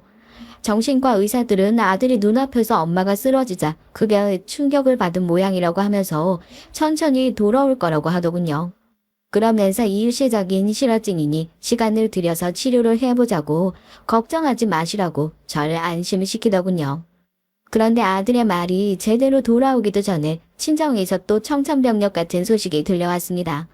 그것은 어느 날 제 동생이 한 통의 전화를 한 것으로 시작됐어요. 정말 엎친 데 덮친 격이라고 안 좋은 일이 계속 연이어 일어나니까 저까지 정신이 이상해질 지경이었습니다. 누나, 사실 엄마가 절대 말하지 말라고 했지만 말이야. 엄마 지금 급하게 입원하셔야 돼. 위암이래. 의사 선생님이 얼른 수술 안 하면 전이 될 수 있는 상황이라고 하셨어. 누나가 여러 가지 일이 있었으니까 엄마가 걱정돼서 안 좋은 소식은 기밀로 하라고 하셨는데 그래도 자식된 도리로서 누나도 모르면 안 될 것 같아서. 뭐라고? 넌 도대체 그런 중요한 일을 지금 말하면 어떡해. 엄마 괜찮으셔? 그럼 수술해야지. 입원도 하시고. 그런데 왜 아직 입원 안 하셔?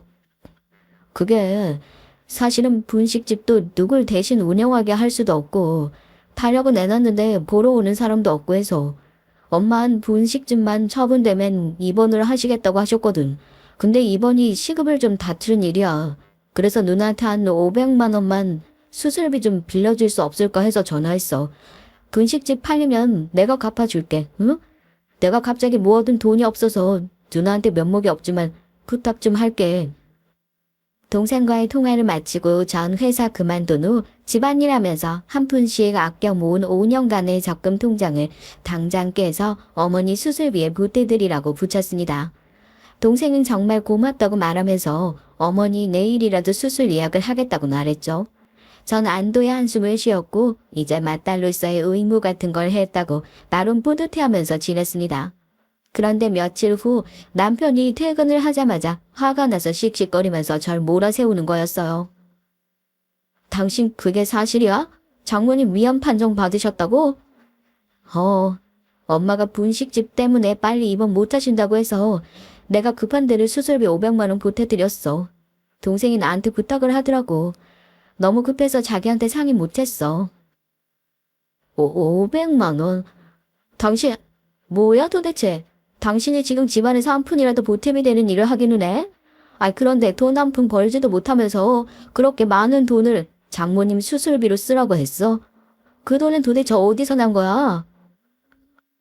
남편이 당연히 잘했다고 할 줄 알고 별로 신경을 안 쓰고 있었는데 전 김치찌개를 하다가 놀라서 국자를 떨어뜨렸습니다. 세상에 남편의 말은 정말 매몰차고 인정머리 없는 개소리 그 자체였어요. 나 나름대로 당신이 주는 새말비 아끼고 모아서 적금 들어둔 거야. 내가 그냥 보태드리는 것도 아니고 동생이 빌려달라고 해서 급해서 드린 거라고. 그런데 무슨 소리 그렇게 해. 당신 정말 너무하는 거 아니야?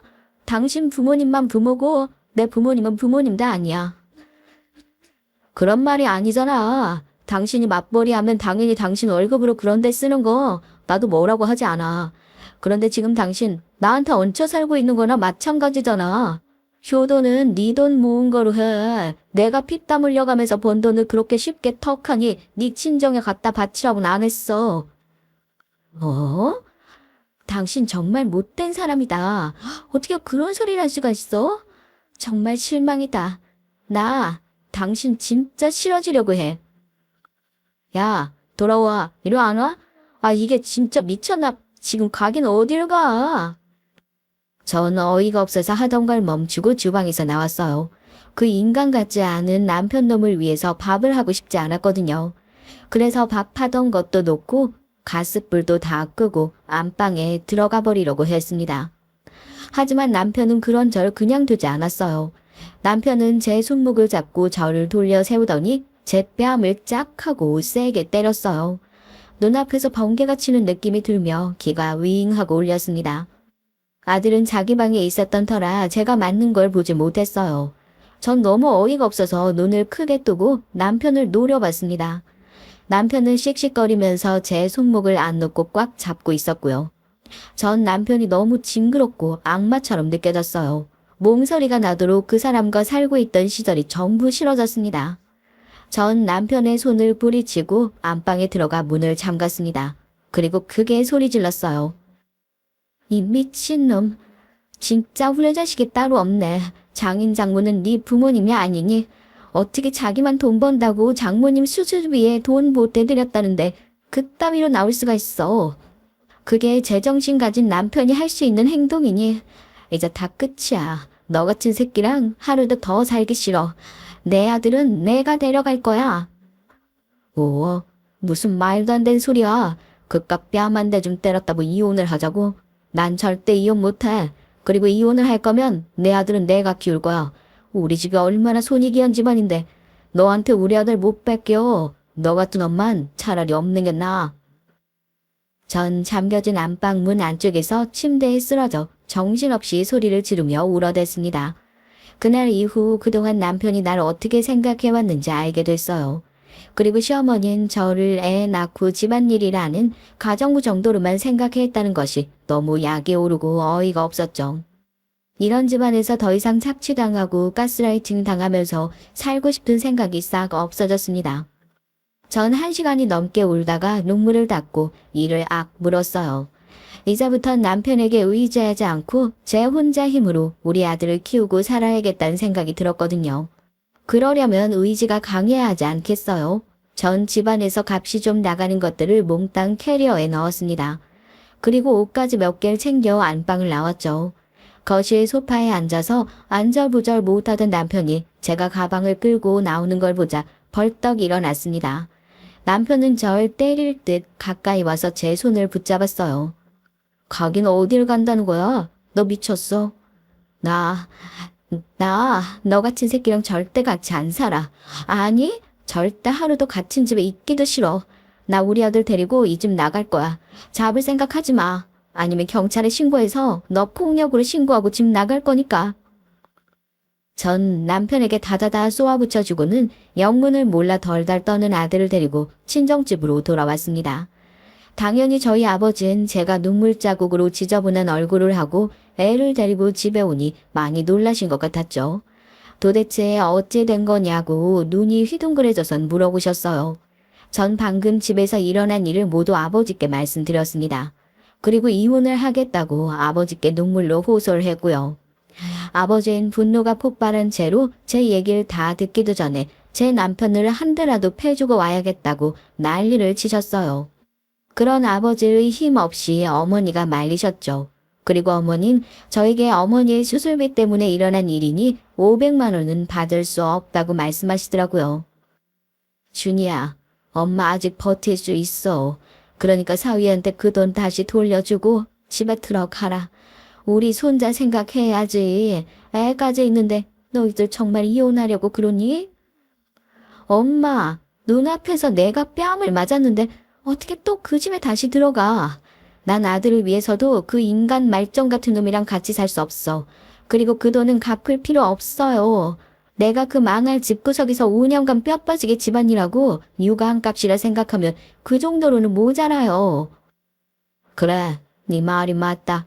누가 주부의 고충을 알아줘? 시누이 혼자 돈 번다고 생각하지만 만약 네가 집에서 주부일 안 해줬으면 그것도 달마다 200~300만 원씩 들어갈 일이야. 절대 다시 들어가지 마. 그러던 와중에 제 남편이 친정집으로 잘 찾으러 왔더라고요. 초인종이 울려서 현관폰을 보니 남편이 팔짱을 끼고 안쪽을 들여다보는 중이었어요. 전 화가 나서 밖에 나가 남편을 쫓아버리려고 했지만 친정 아버지가 말렸습니다. 아버지가 직접 남편을 상대하겠다고 말씀하시면서 밖으로 나가셨어요. 뒤에서 친정 어머니가 좋게 말로 구슬려서 돌려보내라고 하셨지만 저도 친정 아버지도 그러고 싶은 마음이 전혀 없었습니다. 전 아들을 제가 쓰던 방에 숨기고 친정 아버지와 밖으로 나갔죠. 남편은 장인어른이 나오자 조금 몸을 움찔했지만 곧 의기양양하게 말했습니다. 아버님, 와이프가 뭐라고 했는지 모르지만 저한테 한마디 의논도 안 하고 그 큰 돈을 막 빌려줘서 제가 잠시 화가 나서 이성을 잃은 겁니다. 저희 사람과 헤어질 생각 절대 없습니다. 그러니 얼른 돌려보내 주시죠. 오냐 너 이 새끼 말 다 했냐?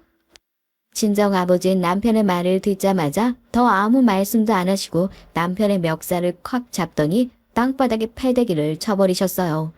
남편은 부응하고 들어 맺혀지며 허리를 다친 모양이었습니다. 사실 친정 아버지가 중고등학교 6년 동안 유도를 하셨거든요. 시골에서 유도학교 대표로 나가 메달도 따오신 전적이 있는 분이셨습니다. 아버님 이게 뭐예요? 니놈이 우리 딸을 얼마나 예뻤으면 그런 개같은 소리를 해. 뭐 집에 사는 것도 없이 돈만 쓴다고? 니놈이 얼마나 많이 벌어다 줬는지 난 모르지만 그걸 아껴가면서 돈을 500만 원이나 모았으면 칭찬을 해야지. 그리고 우리 마누라가 분식집 팔면 갚아준다고 한 것도 같은데 그걸 못 참고 우리 딸 뺨을 때려? 너같이 마마보이에다 속 좁은 새끼랑은 우리 딸 못 살게 할 거다. 나도 니놈 같은 사민 절대 사절이야. 그러니 썩 우리 집에서 나가. 당장 이혼이다. 친정 아버지는 소리를 지르면서 허리를 붙잡고 아파하는 남편의 멱살을 잡아 올렸어요. 남편은 목을 캑캑 소리내며 떨치려고 했지만 아버지의 악의 힘은 엄청 세셨거든요. 그래서 남편은 눈물을 흘리며 손을 모아 싹싹 빌었습니다. 제발 좀 놔달라고요. 아버진 제풀에 지친 남편의 멱살을 뿌리치며 얼른 네 집에 나가라고 소리를 지르셨어요. 당연히 남편은 꽁지가 빠져라 달아났죠. 그 이후에 전 남편과 이혼 소송을 시작했습니다. 소송은 지루했고 서로 정말 더 이상 마지막에 없을 정도로 물어뜯고 끝이 났어요. 남편은 변호사이니까 동료 변호사를 싼값에 고용해서 저희 집안을 완전히 깡패 양아치 집안으로 몰고 갔고 아버지는 남편을 패대기 친 전적이 있으니 제가 남편에게 뺨 맞은 것보다 더 불리하긴 했습니다. 그래서 시어머니의 주장대로 제 아들은 남편이 키우는 것으로 판결이 나고 말았죠. 우리 아들은 엄마와 떨어지기 싫다고 울며 불며 난리를 쳤지만 시어머니는 제 아들의 입을 막고 시댁으로 데려가면서 말했어요. 이제 네 아들이 아니야. 우리 아들이 잘 키울 거니까 절대 볼 생각도 하지 말고 잊어버려. 어떻게 너같이 나쁜 년의 집안이랑 엮일 생각을 했는지. 내가 우리 아들 이 결혼시킨 것만 생각해도 열불이 터져. 그러니까 앞으로 절대 보지 말자. 알겠니? 우리 손자 찾으러 올 생각도 하지 마. 아니요. 우리 아들 언젠가 제가 꼭 양육권 되찾아올 거예요. 그 개차반인 집안에 우리 아들 놔둘 순 없어요. 당신 아들 같은 겁쟁이의 마마보이로 키울 걸 절대 못 봐. 그러니까 난 내 아들 꼭 데려올 거야. 이로써 저와 제 남편 사이에 일어났던 일을 전부 다 털어놓게 됐네요. 처음엔 막막했지만 제겐 이제 목표가 있어요. 아들을 다시 되찾아오는 것이 제 남은 생의 목표입니다. 그리고 더 이상 결혼은 제 인생에 없어요. 남편과 8년간의 결혼 생활만 해도 저한텐 충분히 지겹고 짜증이 났었으니까요. 다행히 우리 친정 어머니는 수술을 무사히 잘 끝내셨고 지금 요양병원에서 회복 수순을 밟고 있습니다. 팔려고 내놓았던 분식집은 다시 제가 운영하고 있고요. 나름 학교 앞에서 단골 아이들도 많아서 제가 계속 이어받기로 했어요. 빨리 돈을 벌어서 능력 있는 변호사를 사서 다시 양육권 재판을 걸 겁니다. 여러분 제 얘기 어떠셨나요? 인간 같지 않은 남편놈에게서 벗어나 제가 하고 싶은 걸 하고 살게 되니 전 정말 날아갈 것처럼 기쁘네요. 혹시 누가 이혼녀라고 약보고 막대하면 전 절대 참지 않습니다. 따지고 싸우긴 하지만 제 말이 틀린 건 아니라고 생각하니까요. 이혼이 엄청난 흠도 아니고요. 그런 개 같은 남편놈의 그늘에서 벗어난 게 전 기쁘기만 한걸요. 여러분들도 자식 보고 참고 친정 부모님 걱정에 불합리한 결혼 생활을 한다면 다시 생각해 보시길 바랍니다. 그럼 안녕히 계세요.